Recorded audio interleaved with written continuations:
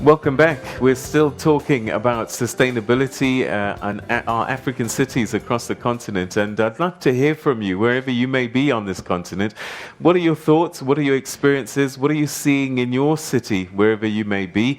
We have several mayors that are busy trying to make life better for you as citizens across the continent, and maybe this is an opportunity for you just to share some of the things that you'd like to see happening, some of the things that you're seeing that are working and that you'd like to share.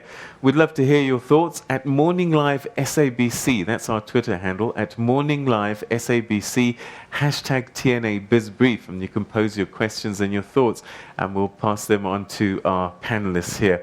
We've got an audience here as well here in Tshwane who's going to be asking some questions as well. But just before that, there's some big themes that came through as you guys were saying your first thoughts. And the one thing I think that's almost like affecting everybody is this whole urbanization question. I remember the head of NEPAD at one stage says that what we're starting to see actually is the ruralification of cities, with people coming out of the rural areas into the cities. So we've called it urbanization, but really what's happening because of the pressure that the cities are starting to degrade in many areas. Your thoughts about this urbanization, just kind of your experiences, and then we'll start getting questions from the audience. My view is that urbanization is a major positive. I think one of the three positive trends about the Sub-Saharan Africa as a region is that they were experiencing the fastest GDP growth, although it's not necessarily equitably shared, but I'm sure it's something that can be resolved over a passage of time. And also, urbanization has also resulted in part in creating a more youthful population in these urban centers. And therefore, we want to derive a demographic dividend that is serious returns as a result of a youthful population in the future. And that is going to be very useful if we are able to ensure that we skill young people in sunrise industry so that they can participate in the mainstream economy going forward, and we are able to grow the economic profile of the region. And yes, I mean, urbanization also gives you an opportunity to crowd in investment, concentration in skills. I'm assuming that we are going to be able to build skills, because our experience here in Tshwane and South Africa, and I suspect in the region, is that the majority of people who come into these centers do not have the requisite skills to participate in the mainstream economy.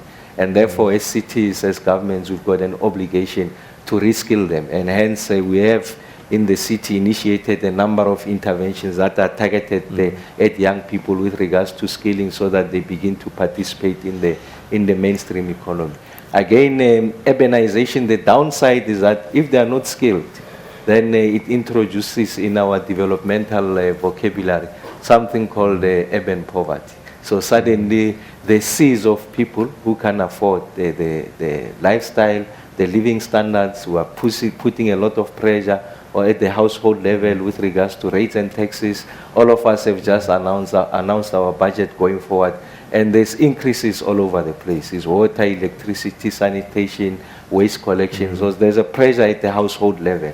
And once that increases, it's going to reach a point where, a breaking point, where households are unable to afford. And that therefore brings about the other social ills, crime, unemployment, and a whole range of issues that could be unmanageable going forward. So that's the downside. But I want to look at an aggregate picture that suggests that urbanization is positive for as long as, like the mayor of Juba indicated, we are able to plan for it. For as long as we are able to reduce the footprint of the urban space, so that we maximize, we densify, we reduce the cost of delivering services, and provide the public amenities within walking distance of the urban population. And in that way, you are able to improve their quality of life.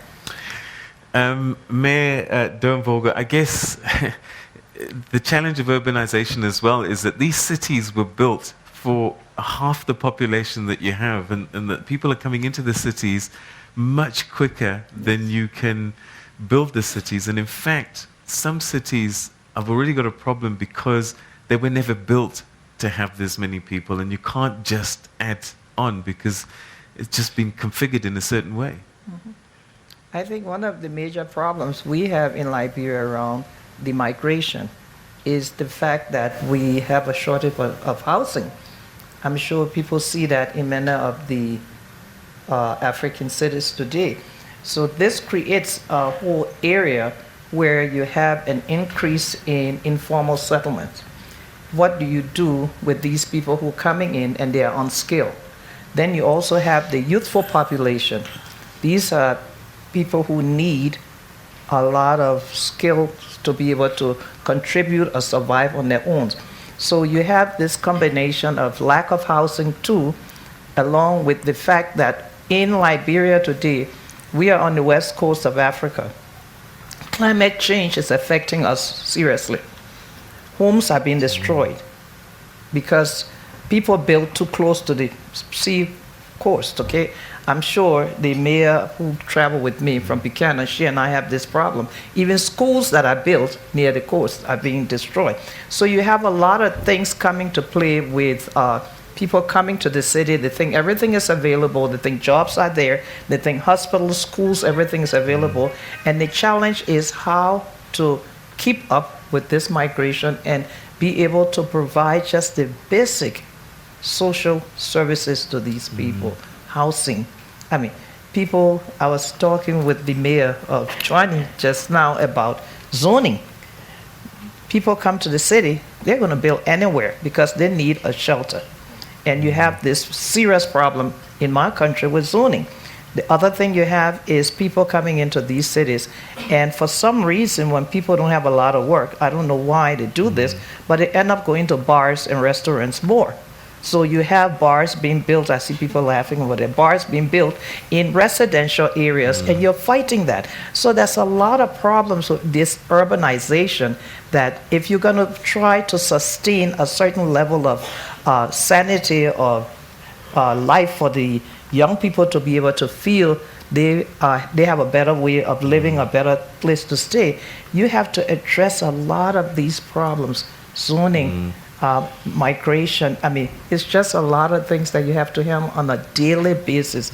And to have young people idle is a recipe for problems. We have a large youthful population in Liberia that's idle, so we're dealing with that also. It's a continent-wide problem, certainly. Mayor Kaya, I guess also to be sustainable, you need revenue. And so what that means is you've got all these people coming into the city and they need to pay for the services. And I guess this is another challenge that African cities have, is getting citizens, who are poor, who can't afford, but need those services. How do they get paid for? How can you sustain a city when you're not getting the funding you need to provide those services? This is true. Actually, there's three factors of rural immigration to the urban. One of it is conflict, efficiency, services delivery, and then employment. These are the three factors that always force rural to migrate to the urban. To my case in Juba, of course, to sustain the population that we have in Juba, actually it is a bit difficult because South Sudan, we have decentralization on the governments. We have national level, the state, and then local government. And the local government is tasked to implement the policies both of the state and the national government. That's why it becomes always very hard for us to sustain our city. Based on collection, of course, our revenue collection in the city, we have schedules that have been prepared by the council to collect revenue. At the end of the day, it goes back to services delivery. And then this one also needs a commitment whereby corruption needs to be eliminated. Because if corruption is there, then the revenue that they collected from the people, it will not be enough to serve them. Juba actually needs support internationally and continentally because anything that starts at the same time with the population is a challenge to the city and it's a challenge to the government itself. So this is the situation that we are in, but we are trying, we are struggling to make sure the little that we have to go to the people. And also, as I said before, that we are speeding up in the replanning of the city so that we stop slum areas. Because if you are not in time, then you will get up. You will find out that the city is coming up with the slum areas. That tomorrow it will be difficult for you to demolish. So this is the situation that we are. Thank you. Kobe, you've seen a lot of case studies. You've seen a lot of cities that are doing well. Meram Hopper spoke about the uniqueness of the African cities where you actually have to find a way to bring that informal area into the mainstream because it is what it is. How have some of the better cities managed to create the modern African city with all this movement of people coming into the cities? Yeah, I think that comes down to access, and it comes down to, again, as the Mayor said earlier and emphasized also by Mayor Makopa, is the need for proper planning. It comes back to physical planning of your environment in a way that will connect people, enable them to get to work, get to each other, socialize, and create that fantastic innovative space, that hub of learning and innovation that you only find in a dense urban environment, in a way that enables them to connect businesses to opportunities, to people's livelihoods. So spatial planning is incredibly important. Being clear about that and being clear about policies and is very important as well, because that sends the right message out that we open for business as a city, practically speaking, to the business community. Because what you have is a situation where national government and what you get in from revenues, rates and taxes is not going to ever be enough to address the issues that our mayors are pointing out here. So the success stories are where business connect profitably, because that's what businesses do, with cities to address the challenges and to collectively build a better city. And there are many such examples. I mean, there's examples here in South Africa, in Tshwane itself. Examples just a few kilometers here from in Joburg, where there is a deep connect and commitment from the leadership to reach out to and work with business and industry to solve those issues. So I think it comes back to addressing industry opportunities in a way that invites business in, being clear about your policies in your long-term planning so that your business community can also understand where you're going. And then a very last point is that people say there's a lot of money out there. If you speak to financiers around the world, they say there's no shortage of money. The African Development Bank will also tell you that. What there is a shortage of is bankable projects within our cities.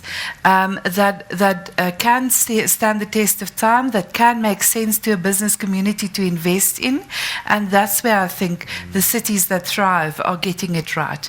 We need much more of those bankable projects. We need much more long-term vision and strong leadership at the local level, and those are where the success stories come from. All right, great. Well, thank you very much indeed for setting the stage, I think, for questions coming through. Let's start with our tables here, and we'll go to table number 10, where we'll find Digaledi Mahlangu. Thank you. My question is addressed to the Mayor of Tshwane. He touched on that there's a variety of informal settlements in the African continent, and that there are interventions in place that are taking place. I'd just like to know that what are those interventions? Can you please clarify and like let us know broadly what those interventions are. Thank you so much. Okay, Mayor? Well, I can only reflect on our own experiences, how we are responding to this challenge. I mean, across the length and breadth of the city, we've got about 150,000 shacks. So that's the scale of the problem that we have.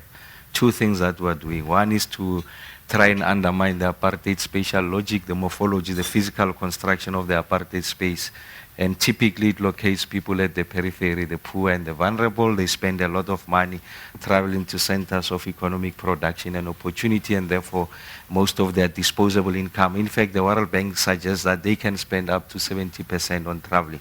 So we're bringing them closer to city centers. So from the west, parts of Atteridgeville, bringing closer to Fort West. So we're doing something called land banking. So we're buying pieces of land to relocate the poor in those areas.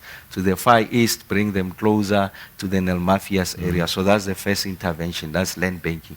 The second one is that you then provide what we call service stands through our program called Reahatswan.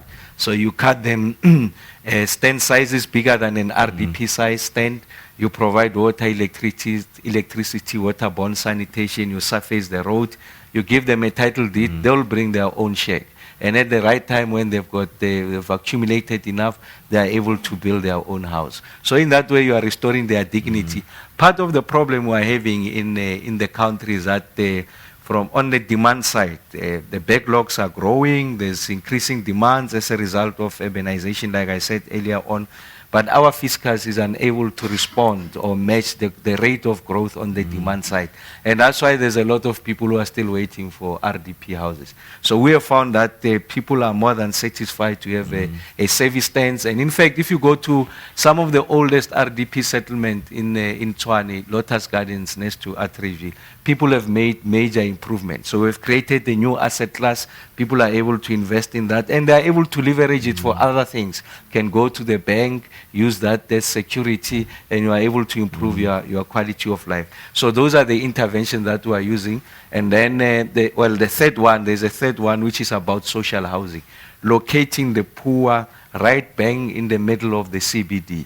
And this is for rental purposes, so that they are able to work and walk and cycle to work. They don't spend money on long travel distances and public transport. And in fact, they've got more money in their pocket, disposable income. We're able to increase consumption levels and grow the size of the city's economy. So those are some of the interventions that we are making. And at this forum, we are sharing these ideas. I mean, this might be workable here in Tshwane. The mayor of Juba can take it to Juba and adapt it to his conditions. Or in fact, he's yet to share with us what are some of those interventions, and we might find them to be ideal here to take us forward. And that's a pristine opportunity that is offered by a forum by peers who are experiencing almost identical problems, but at different scales. Yeah. I think one of the things that has come through as well is you can't do it alone, and that you need the private sector to join the party.